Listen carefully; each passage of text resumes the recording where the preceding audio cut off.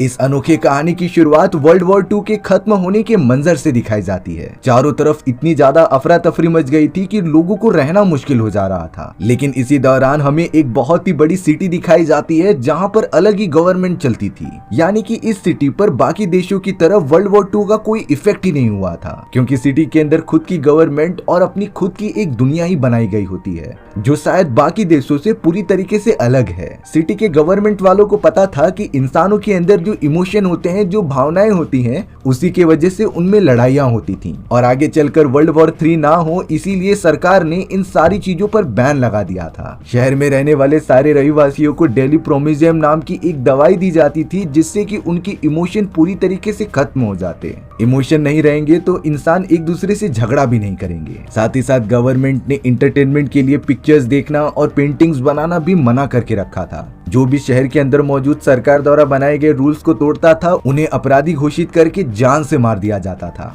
इन्हीं सारी चीजों के लिए गवर्नमेंट ने क्लेरिक्स नाम की एक ऑर्गेनाइजेशन बनाई होती है जो कि सारे रूल रेगुलेशन को फॉलो करवाती थी और जो भी इसे तोड़ता था उन्हें ढूंढकर जान से मार देती थी। हमें अब इसी तरीके से अब बहुत ही काबिल सोल्जर्स की एक टीम दिखाई जाती है जो कि क्लेरिक्स की थी। उन्हें खबर मिली होती है कि बिल्डिंग के अंदर कई सारे ऐसे लोग घुस चुके हैं जो कि गवर्नमेंट के अगेंस्ट खड़े थे। वो सब गवर्नमेंट द्वारा बनाए गए सारे रूल्स को तोड़ रहे होते हैं, इसीलिए अब सोल्जर्स को जाकर उन अपराधियों को पकड़ना होगा। उस टीम के मेन इंचार्ज जॉन और एरोल नाम के 2 ऑफिसर्स होते हैं। अब उन क्रिमिनल्स ने दरवाजा बंद करके रखा था, लेकिन जॉन बहुत ही स्पीड में आकर दरवाजा ही तोड़ देता है, जिसके बाद वो बहादुरी से घुसकर सारे क्रिमिनल्स पर फायरिंग करने लगा था। जॉन की फायरिंग स्किल्स इतनी ज्यादा अच्छी होती है कि वो अपनी एक भी बुलेट वेस्ट नहीं करता और अब देखते ही देखते सोल्जर्स उन सभी लोगों को मौत के घाट उतार देते हैं। उस बिल्डिंग में जांच पड़ताल करने के बाद जॉन की टीम को वहां कई सारे मूवी के कैसेट्स मिले थे और पेंटिंग्स की भरमार पड़ी हुई थी जो कि पूरी तरीके से इलीगल होता है। जैसे कि वहां पर मोनालिसा की ओरिजिनल पेंटिंग होती है। जॉन के लोगों ने तो फ्लेम थ्रोअर की मदद से वहां की सारी चीजों को जला दिया।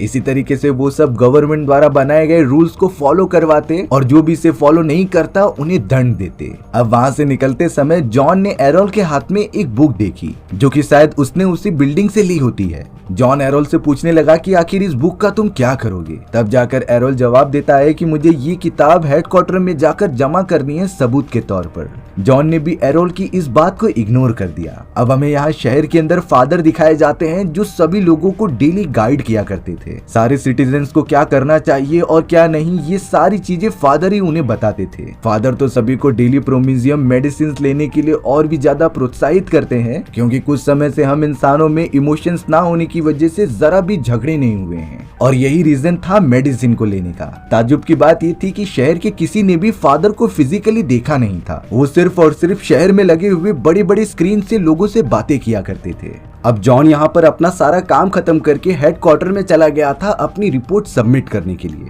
हेडक्वार्टर का वाइस प्रेसिडेंट जिसका नाम ड्यूपॉन्ट होता है, वो जॉन के काम से काफी ज्यादा खुश हो रहा था, क्योंकि जॉन को आज तक जितने भी केसेस दिए गए हैं उसने उन्हें पूरी तरीके से कंप्लीट किया था। ड्यूपॉन्ट तो जॉन से पूछने लगा था कि आखिर तुम्हें कैसे पता चल जाता है कि कोई दूसरा आदमी सोच रहा है या फिर इमोशन महसूस कर रहा है। और इसी एबिलिटी के कारण जॉन उन सभी को पकड़ने में भी कामयाब हो जाता था। जॉन ने तो सिंपल जवाब दिया कि मैं अपने दुश्मनों की तरह सोचता हूँ कि वो क्या कर सकते हैं और उसी हिसाब से एक्शन लेता हूँ। कई साल पहले मेरे वाइफ के अंदर भी इमोशंस आ चुके थे, लेकिन रूल्स एंड रेगुलेशंस के अपोजिट में जाने के कारण उसे जलाकर मार दिया गया। और तब से ही मैं चाहता हूँ कि शहर में जो लोग इमोशन के साथ घूम रहे हैं उन्हें पकड़कर कड़ी से कड़ी सजा दी जाए। ड्यूपॉन्ट तो सच में जॉन से काफी ज्यादा इम्प्रेस हो गया था। अब जॉन को रिपोर्ट सबमिट करने के बाद ये पता चलता है कि उसके साथ ही एरोल ने जो बुक ली थी उसने हेडक्वार्टर में अभी तक उसे जमा नहीं की होती, यानी कि वो बुक अभी भी एरोल के पास है और उसने जॉन से झूठ कहा था। जॉन जल्द से जल्द एक चर्च के अंदर एरोल के पास चला गया जो कि आराम से बैठकर बुक पढ़ रहा होता है।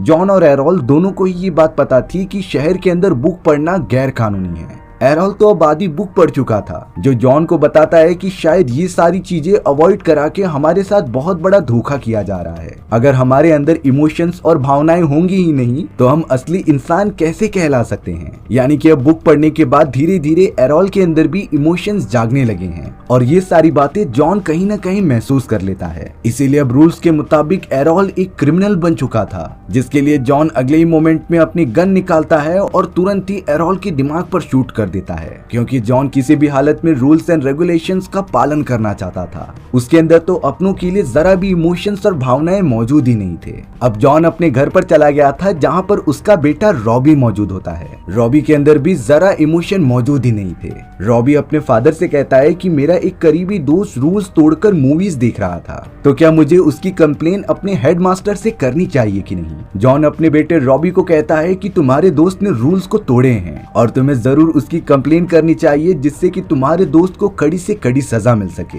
यहाँ हमें पता चला कि जॉन और रॉबी के बीच इमोशन ना होने की वजह से दोनों एकदम अनजान आदमी की तरह बिहेव करते थे, यानी कि उनके फादर और सन का रिलेशन सिर्फ और सिर्फ नाम के लिए था। अब जॉन जब यहाँ पर सोने चला गया था, तब उसे अचानक अपनी वाइफ की विजन्स आने लगे थे। ये उस समय का सीन होता है जब बहुत सारे सोल्जर्स उसकी वाइफ को पकड़ने आए थे, क्योंकि जॉन के वाइफ के अंदर इमोशंस वापस से जग चुके होते हैं। ये बात किसी को भी नहीं पता होती कि अपनी वाइफ को मार खाता हुआ देखकर उस समय जॉन ने कई सारे सोल्जर्स को मारा था। बट जैसे ही बाकी सारे सोल्जर्स ने जॉन को बताया कि तुम्हारी वाइफ ने बहुत बड़ा गुनाह किया है और वो एक क्रिमिनल है, तो जॉन एकदम से रुक गया था, क्योंकि उसे पता होता है कि यहाँ का रूल तोड़ना सबसे बड़ा गुनाह है और इसके लिए उसकी वाइफ को सजा तो मिलनी चाहिए। जॉन की वाइफ को अब वो सारे सोल्जर्स पकड़ के लेके जाने लगते हैं। उसकी वाइफ ने जाते जाते जॉन से कहा था कि भले ही मैं हमेशा के लिए खत्म हो जाऊं, लेकिन तुम मुझे भूलना मत। और वही एक लास्ट टाइम था जब जॉन की वाइफ ने उसे किस किया होता है। लेकिन इन सारी चीजों से जॉन के दिमाग में अजीब तरीके के रिएक्शन होने लगे। उसे रियलिटी कुछ समझ ही नहीं आ रही होती।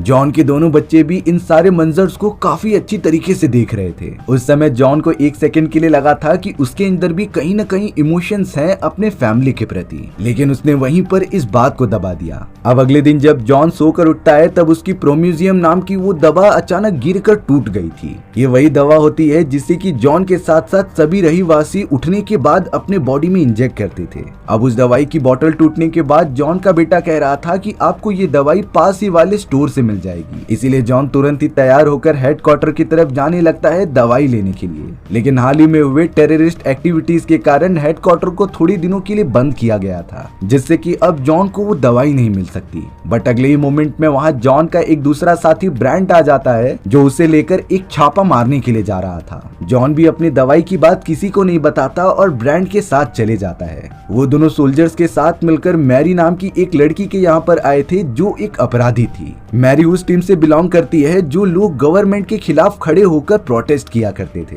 इसीलिए अब जॉन तुरंत ही मैरी को पकड़ता है और उसे मिरर के एकदम पास लाकर खड़ा कर देता है। लेकिन जैसे ही उसने मैरी को हाथ लगाया, तभी जॉन के अंदर एक अजीब सी फीलिंग आती है। ऐसी सेम फीलिंग वो जब अपनी वाइफ को टच करता था तब उसे आती थी। इसीलिए अब जॉन ने तुरंत ही मैरी को छोड़ दिया और साइड में आकर खड़ा हो गया, क्योंकि उसे कहीं न कहीं अंदाजा हो चुका था कि इसी चीज को ही इमोशन और फीलिंग्स कहते हैं, जो कि शायद दवा ना लेने की वजह से उसके बॉडी में पनप रही थी। अब ये बात किसी को ना पता चले, इसीलिए जॉन साइड में आकर खड़ा हो जाता है। ब्रांड भी जॉन को बड़ी बारीकी से देख रहा था कि आखिर वो इस तरीके से बिहेवियर क्यों कर रहा है। अब सोल्जर्स मैरी के घर पर चारों तरफ छानबीन करते हैं, जहाँ पर उन्हें एक खुफिया कमरा मिला। उस कमरे के अंदर बहुत सारी बुक्स और बहुत सारी पेंटिंग्स रखी गई थी, जो पूरी तरीके से इलीगल होती है, यानी कि अब मैरी को अब एक क्रिमिनल घोषित कर दिया गया है। मैरी तो अब अपनी जान बचाने के लिए पास ही में मौजूद सोल्जर की गन लेकर जॉन के ऊपर पॉइंट कर देती है। ब्रांड तो काफी गुस्सा होकर मैरी से गन छीनकर उससे मारने लगा था, बट जॉन ब्रांड को कहते हुए रोकता है कि हमें इसे जान से नहीं मारना चाहिए, क्योंकि हम इसका यूज कर सकते थे उन लोगों का पता लगाने के लिए जो गवर्नमेंट के खिलाफ है। ब्रांड भी कहीं न कहीं जॉन के इस प्लान से सहमति दिखा रहा था और अब जॉन मैरी को हेडक्वार्टर में लेकर आ जाता है, जहां पर वो उससे कुछ पूछताछ कर सके।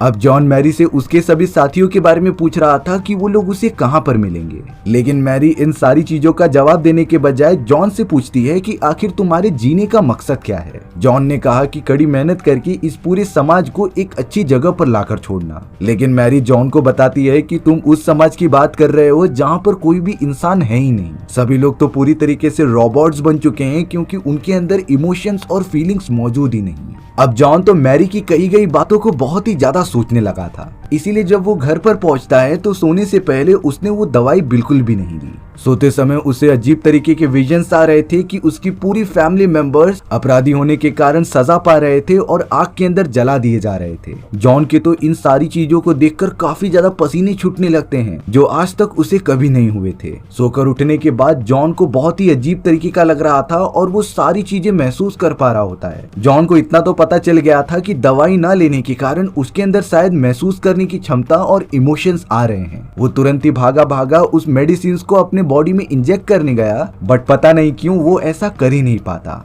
अब जॉन यहाँ पहली बार इतने सुबह उठकर सूर्य की किरणों को महसूस कर रहा था, क्योंकि उस मेडिसिन को अपने बॉडी में इंजेक्ट करने के बाद उनके अंदर सारी फीलिंग्स खत्म हो चुकी थी और इतने सालों के बाद जॉन इन फीलिंग्स को महसूस कर पा रहा था। इसीलिए अब उसने डिसीजन लिया कि वो एक भी मेडिसिन को कंज्यूम नहीं करेगा। जॉन तो बाकी लोगों की तरह अपने काम पर निकल गया होता है। रास्ते में उसने कई सारे मेडिसिन के शीशियों को तोड़ दिया था और अब जॉन अपने ग्लव्स को निकालकर एक एक चीजों को महसूस कर रहा था और आगे बढ़ रहा था। अपने हेडक्वार्टर में आने के बाद जॉन ने देखा कि सारे एम्प्लॉइज की डेस्क एकदम सेम टू सेम है, खास करके उसके ऊपर रखी गई चीजें भी सेम लोकेशन पर थी और किसी भी एम्प्लॉइज को बिल्कुल परमिशन नहीं होती कि वो वहां पर रखी गई चीजों की पोजीशन चेंज करे। लेकिन जॉन, जिसके अंदर अब इमोशन आने लगे थे, वो अपने डेस्क की चीजों को यहाँ से वहां रखने लगा था, जो पूरी तरीके से हेडक्वार्टर में मना होता है। ब्रांट ने जॉन की इस हरकत को देखा और वो पूछने लगा कि आखिर तुम क्या कर रहे हो। जॉन सिंपल रिप्लाई देता है कि मैं अपने डेस्क पर थोड़ी सी जगह बना रहा हूँ। हालांकि जॉन उनके ऑर्गेनाइजेशन का सबसे काबिल एम्प्लॉय था, इसीलिए ब्रैड उसकी इस हरकत को माफ कर देता है और उसे ले चलता है एक दूसरे मिशन पर। ये मिशन बाकी मिशन से काफी खतरनाक होने वाला था। ये एक ऐसी जगह थी जहां पर वही लोग रहा करते थे जो गवर्नमेंट के खिलाफ प्रोटेस्ट करते हैं। अब उन सभी ग्रुप ने सभी सोल्जर्स के ऊपर हमला भी करना स्टार्ट कर दिया था, लेकिन सोल्जर्स इतने ज्यादा बेरहम होते हैं कि वो सामने आने वाले सभी को मौत की घाट उतार दे रहे थे। जॉन के ऊपर तो एक बूढ़ा आदमी हमला करने आता है जिसे कि ब्रांट ने तुरंत ही मार दिया था, लेकिन जब जॉन ने मरते हुए उस बूढ़े आदमी की आंखों में देखा तो उसे पहली बार दर्द का एहसास होता है। जॉन कुछ समझ ही नहीं पा रहा था, इसीलिए उसने बूढ़े आदमी को नीचे ढकेल दिया, बट अब उसके हाथ पर तो खून भी लग चुका होता है, जिसे देखकर वो बहुत ही मायूस हो गया। वहीं दूसरी तरफ सोल्जर्स ने तो बेरहमी तरीके से सभी प्रोटेस्टर्स को मार दिया। जॉन अब अपनी पूरी जांच पड़ताल करना स्टार्ट कर देता है, जो चलते हुए एक ऐसे स्पेशल रूम के अंदर पहुंच गया जहां इन सभी प्रोटेस्टर्स ने कई सारी चीजें छुपा कर रखी थी। वहां बुक्स, पेंटिंग्स, म्यूजिक और पिक्चर्स के साथ साथ और भी इमोशन से भरी हुई चीजें मौजूद थी जो पूरी तरीके से इलीगल होती हैं। जॉन ने तो वहां पर एक बहुत ही प्यारा म्यूजिक सुना, जिसे महसूस करके उसके अंदर कुछ भावनाएं पनपने लगी। अब वो सोल्जर सारी चीजें जला देते हैं और सबूत इकट्ठा करके बाहर आ जाते हैं। तभी ब्रांट ने जॉन की जेब में एक किताब देखी। ब्रांट उससे पूछने लगा कि आखिर इस किताब का तुम क्या करने वाले हो। तब जाकर जॉन बताता है कि मैं इस किताब को हेडक्वार्टर में एक सबूत की तरह पेश करूंगा, जिससे कि आगे के प्रोटेस्टर्स का पता लगाया जा सके। अब उस अपार्टमेंट के प्रोटेस्टर्स ने कई सारे कुत्तों को पाल रखा था, इसीलिए ब्रांट अपने सोल्जर्स को आदेश देता है कि तुम इन कुत्तों को भी जान से मार दो। बट जॉन को कहीं न कहीं ये सारी बातें बहुत ही ज्यादा गलत लग रही थी, इसीलिए वो ब्रांट को रोककर उन कुत्तों को न मारने के लिए कहता है। ब्रांट तो जॉन से इस बात का रीजन पूछने लगा था कि आखिर वो कुत्तों को क्यों न मारे, बट प्रॉपर रीजन ना बताने के चक्कर में सोल्जर्स ने उन कुत्तों को मौत के घाट उतार दिया। तभी उनमें से एक कुत्ता सीधे भागते हुए जॉन के पास आ जाता है, जिसे कि जॉन ने अपनी गोद में उठा लिया था। अब ब्रांट और बाकी सारे लोग उस कुत्ते को छोड़ने के लिए कह रहे थे, जिससे कि वो उसकी जान ले सके, लेकिन जॉन नहीं चाहता था इस मासूम कुत्ते को मार दिया जाए। इसीलिए वो कुत्ते को अपने हेडक्वार्टर की तरफ लेकर जाने लगा, ये कहकर कि इस कुत्ते से हमें अजीब तरीके की बीमारी हो सकती है, इसीलिए मुझे उस बीमारी का पता लगाना है। और अब ये कहकर जॉन उस कुत्ते को बचाकर वहां से चला जाता है। इन्हीं सारी चीजों को देखकर ब्रांट जॉन के ऊपर काफी शक करने लगा था। जॉन अब हेडक्वार्टर में चला गया था, जहां पर वो ड्यूपॉन्ट से कहता है कि हमें उन अंडरग्राउंड लोगों को ढूंढकर जान से नहीं मारना चाहिए, बल्कि उन सभी को अरेस्ट करके उनके बारे में और भी इंफॉर्मेशन निकलवानी चाहिए। लेकिन यहाँ ड्यूपॉन्ट कह रहा था कि ये सारी चीजें फादर द्वारा कही गई हैं। उनका सिंपल आदेश था कि बागियों को पकड़कर उन्हें जान से मार दिया जाए और सारे रहीवासियों को फादर की बात माननी ही पड़ती है। जॉन अब थोड़ा सा निराश होकर वहां से जाने लगा सीधा स्टोरेज रूम के अंदर, जहां पर वो मैरी के रखे गए एक बॉक्स में से रिबन निकालकर अपनी जेब में रख लेता है। अब जॉन के पास जो कुत्ता था वो उसे छोड़ने के लिए रात के समय एक जगह पर आया होता है, बट उस कुत्ते के एकदम मासूम चेहरे को देखकर जॉन काफी ज्यादा इमोशनल हो चुका था और उसने कुत्ते को अपनी कार की डिक्की के अंदर रख दिया। थोड़ी देर के अंदर वहाँ कुछ सोल्जर्स आ जाते हैं जो जॉन को चारों तरफ से घेर लेते हैं, लेकिन जब ध्यान से देखने पर पता चला कि ये उन्हीं का एक साथी ऑफिसर जॉन है तो उसे छोड़ दिया जाता है। बट तभी कार की डिक्की में से कुत्ते के चिल्लाने की आवाज आने लगी, जिससे कि सारे सोल्जर्स एकदम चौकन्ना हो चुके थे। अब जॉन बिल्कुल भी नहीं चाहता था कि ये लोग उस कुत्ते को मारे, इसीलिए उसने तुरंत ही अपनी गन निकाली और बहुत ही स्टाइलिश तरीके से सारे सोल्जर्स को मौत के घाट उतार दिया। जॉन ये बातें किसी के साथ भी शेयर नहीं करता। अगले दिन तो वो हेडक्वार्टर में आकर अपनी फाइटिंग प्रैक्टिस करने लगा था। उसके साथ अब ट्रेनिंग करने के लिए ब्रांड भी आ जाता है, जिसे कहीं न कहीं शक हो चुका था कि जॉन की इमोशंस वापस आ चुके हैं और वो एक बागी बन चुका है। लेकिन फिर भी वो जॉन को कुछ कहता नहीं। सिर्फ ब्रांड को इतनी खबर मिली थी कि कल रात उनके कुछ सोल्जर्स को किसी अनजान लोगों ने मार दिया, इसीलिए अब गवर्नमेंट चाहती थी कि इन बागी लोगों को जल्द से जल्द ढूंढ कर मार दिया जाए। ब्रांड तो अब जॉन के साथ एक और मिशन पर आ गया था जहाँ पर बागी लोग छुपे हुए थे। जॉन तो अब बाकी सोल्जर्स से एकदम आगे निकलकर उन लोगों के पास पहुंच गया था जो गवर्नमेंट के खिलाफ थे, लेकिन जॉन तो उन्हें मारने के बजाय ये कह रहा था कि तुम्हें जल्द से जल्द यहाँ से भाग जाना चाहिए, क्योंकि सोल्जर्स कभी भी आ सकते हैं। उन सभी लोग को समझ में नहीं आ रहा था कि जॉन उनकी मदद क्यों कर रहा है। बट जॉन जैसे ही उन लोगों को लेकर बाहर निकला तो सोल्जर्स हमला करने लगे। वो अकेले ही सोल्जर्स से फाइट करता है और सभी लोगों को यहाँ से भागने के लिए कहता है। जॉन ने देखते ही देखते कई सारे सोल्जर्स को मौत के घाट उतार दिया था। हालांकि जब वो बाहर की तरफ निकला तो पता चलता है कि ब्रांड ने पहले ही उन लोगों को पकड़ कर रखा है। ब्रांड को शक था कि जॉन के अंदर इमोशंस आ चुके हैं, इसीलिए वो जॉन को गन देकर कहता है कि इन लोगों को तुम ही मारो। बट जॉन किसी भी कीमत पर ये करना ही नहीं चाहता था, इसीलिए वो गन वापस लौटा देता है और सिर्फ इतना कहता है कि जिसका ये काम है वो वही करे। जॉन के पास और कोई भी रास्ता नहीं होता वहाँ से अपना मुंह फेर कर जाने का, और अगले ही मोमेंट में सोल्जर्स ने गन उठाकर सारे के सारे बेकसूर बागी लोगों को जान से मार दिया था। जॉन तो इस खतरनाक मंजर को बिना देखे हुए किसी भी तरीके से वहां से जा रहा था। अब जॉन अपने उस पुराने दोस्त एरोल की डेड बॉडी के सामने बैठा होता है, जो बहुत ही ज्यादा गिल्टी फील कर रहा था उसे खत्म करने पर। जॉन ने तो एरोल के वॉलेट में रखी गई बहुत सारी चीजों को देखा, जिसमें कि एक फोटो के अंदर वो मैरी के साथ मौजूद था, साथ ही साथ एक पेपर के ऊपर फ्रीडम लिखा होता है। इसीलिए अब जॉन इन सारी चीजों के बारे में और पता लगाने के लिए मैरी के पास चला गया था। जॉन ने तो मैरी से ये कह दिया था कि उसने एरोल की जान ले ली है। ये शॉकिंग बात सुनने पर तो मैरी डायरेक्टली जॉन के ऊपर हमला करने चली आई, लेकिन जॉन कैसे भी उसे संभालता है और उसके चेहरे को टच करता है, क्योंकि जॉन को मैरी का चेहरा अपनी वाइफ की याद दिलाता था। शांत होने पर मैरी जॉन को बताती है कि एरोल उसका बॉयफ्रेंड था और वो दोनों काफी अच्छे रिलेशनशिप में थे। मैरी ने जॉन को ये भी बताया होता है कि एरोल फ्रीडम नाम की एक लाइब्रेरी के अंदर जाया करता था,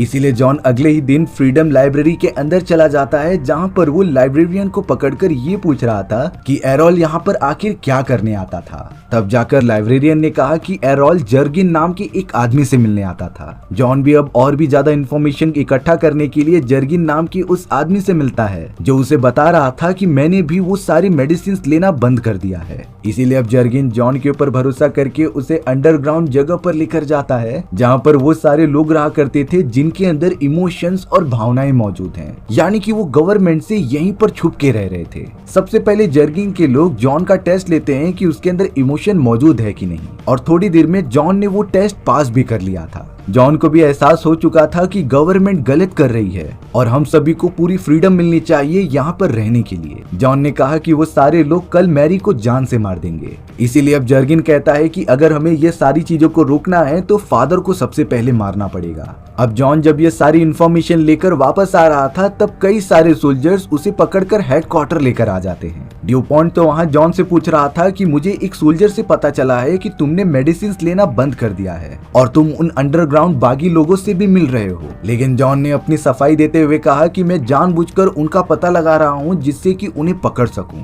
ये कहने के बाद जॉन वहाँ से चला जाता है, लेकिन अपने घर पर आकर वो पहली बार अपने दोनों बच्चों को सोते हुए बड़े प्यार से देख रहा था। लेकिन वो ये कंफर्म करने चला जाता है कि उसके बेटे कहीं मेडिसिन ले रहे हैं कि नहीं। तभी उसका बेटा रॉबी उठकर जॉन से पूछता है कि आखिर आप क्या कर रहे हो। जॉन ने कुछ जवाब न देते हुए उसे सोने के लिए कहा। तभी रॉबी जॉन को बड़े प्यार से फादर कहकर सोने चला गया था। जॉन तो काफी चौंक जाता है, क्योंकि रॉबी ने आज तक उसे इतने प्यार से फादर कह के पुकारा ही नहीं था, और ये एक तरीके से उनके अंदर मौजूद इमोशन ही थी। अंडरग्राउंड प्लेस पर जॉन वापस आकर उन्हें बता रहा था कि फादर को ढूंढना इतना भी आसान नहीं है, लेकिन जर्गिन ने समझाया कि तुम एक अच्छे योद्धा हो और तुम ही फादर को ढूंढकर उसे मार सकते हो। फादर के मरने के बाद मैं अपनी पूरी अंडरग्राउंड सेना लेकर हेडक्वार्टर पर हमला कर दूंगा, जिससे कि पूरी सत्ता हमारे हाथ में आ सकती थी। अब आज वो समय होता है जब मैरी को जलाकर राख कर दिया जाएगा। जर्गिन ने जॉन को इन्फॉर्म किया कि तुम इस मंजर को अपनी आंखों से मत देखना, तुम उसे बिल्कुल भी सहन नहीं कर पाओगे।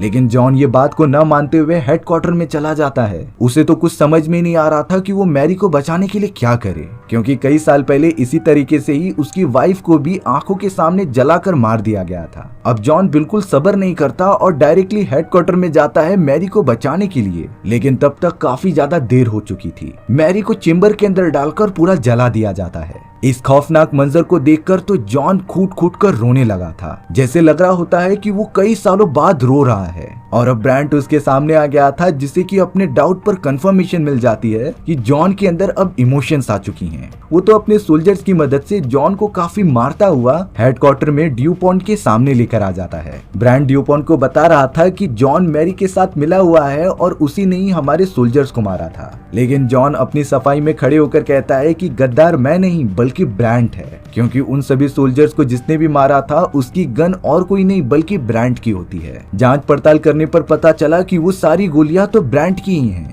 इसीलिए अब जॉन को दोषी ना मानते हुए ब्रांट को हिरासत में ले लिया जाता है, यानी कि सारा प्लान जॉन का था। लेकिन अब ड्यूपॉन्ट कहीं न कहीं जॉन के ऊपर भी शक करने लगा होता है, इसीलिए उसने अपने सिपाहियों को जॉन के घर में जाकर जांच पड़ताल करने के लिए कहा। जॉन डर गया था क्योंकि उसने अपनी मेडिसिन मिरर के पीछे छुपाई होती हैं। वो जल्द से जल्द घर पर पहुंचता है और मेडिसिन की शीशियों को देखता है, लेकिन वो सब तो गायब हो चुकी थी। थोड़ी देर में जॉन का बेटा उसके सामने आकर कहता है कि मैंने ही ये सारी मेडिसिन को चुरा लिया था, जिससे कि सोल्जर्स इसे ढूंढ ना पाए। यहाँ जॉन को एक शॉकिंग बात पता चली कि जब से उनकी मदर की मौत हुई है, तब से ही उन दोनों के बच्चों ने मेडिसिन लेना बंद कर दिया था। जॉन भी खुश हो जाता है अपने बच्चों के इनिशिएटिव से। अब जॉन ने यहाँ फादर से मिलने के लिए एक बहुत ही फुल प्रूफ प्लान बनाया। वो कुछ अंडरग्राउंड लोगों को जानबूझकर सोल्जर्स के हवाले कर देता है, जिससे कि ड्यूपॉन्ट और हेडक्वार्टर वाले काफी ज्यादा खुश होकर जॉन को फादर से मिलवा दें। होता भी कुछ ऐसा ही है। अब इतना अच्छा काम करने के बाद हेडक्वार्टर वाले जॉन को फादर से मिलवाने के लिए रेडी हो चुके थे, लेकिन इससे पहले जॉन का पोलोग्राफिक टेस्टिंग होती है। जॉन काफी ज्यादा घबरा गया था इन सारी चीजों को देखकर।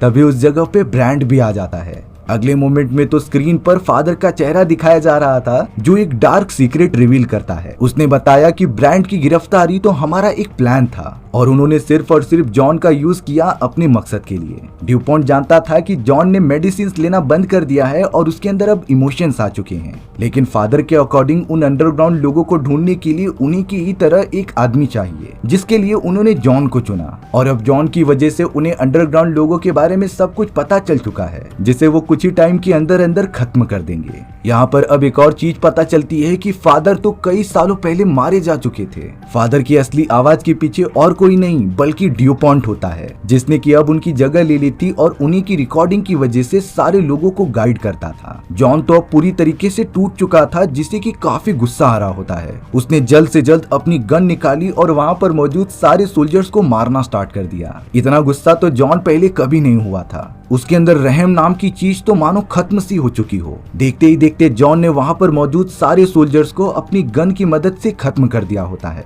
और अब वो निकल पड़ा था ड्यूपॉन्ट को मारने के लिए। पर अब जॉन को ड्यूपॉन्ट के सबसे खतरनाक सैनिकों के साथ सामना करना पड़ेगा, जो बहुत ही ज्यादा खतरनाक थे।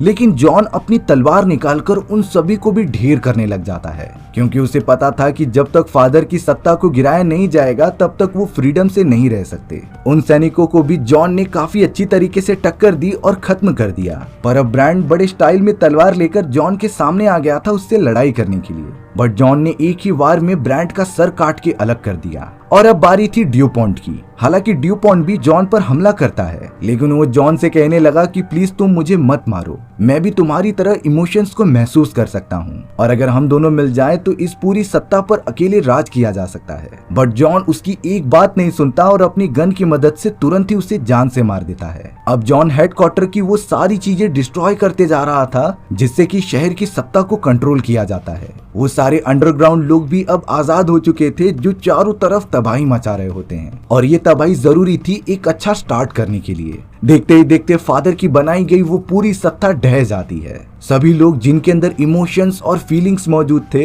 वो चारों तरफ फैलकर अपनी अलग अलग फैमिलीज बनाने लग जाते हैं। और अब उन लोगों ने तो मेडिसिन लेना भी बंद कर दिया था जिससे कि अब एक वो रोबोट नहीं बल्कि प्रॉपर इंसान बनकर रहेंगे। और इसी तरीके से हमारी ये एडवेंचरस कहानी यहीं खत्म हो जाती है। सो व्यूअर्स, आपको ये स्टोरी कैसी लगी कमेंट सेक्शन में बताना भूलना मत। और अगर आपको मेरा एक्सप्लेनेशन 1% भी अच्छा लगा होगा ना तो वीडियो को लाइक एंड चैनल को सब्सक्राइब जरूर कर देना। मिलते हैं इसी तरीके की मजेदार वीडियोस में, तब तक के लिए बाय।